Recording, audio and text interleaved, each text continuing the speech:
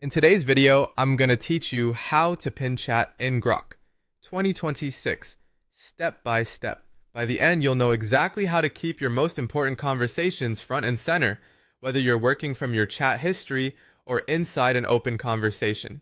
First, open Grok in your web browser. Once you're on the main page, look for your conversation list. You'll see a section labeled History where your recent chats are displayed.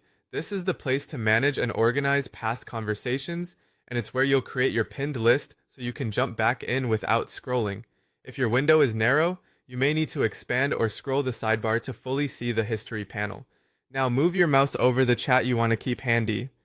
As you hover over a chat entry in history, a small three-dot menu appears next to it.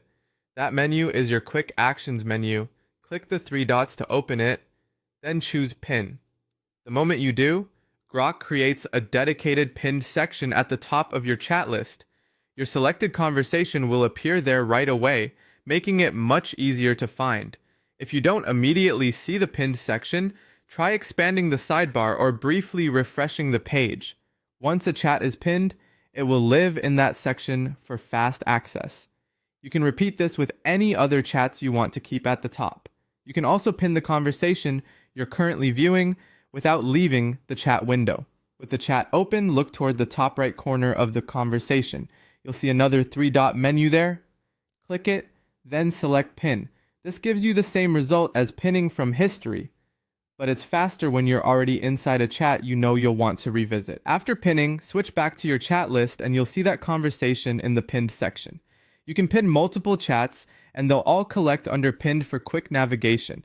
If the menu isn't visible right away, move your cursor toward the top bar of the chat to reveal it. That's all there is to it. Open Grok, find your chat in history, and use the three-dot menu to pin, or use the three dots in the top right of an open chat and pin from there. Your pinned section keeps those key conversations just a click away. Thanks for watching, and happy organizing in Grok.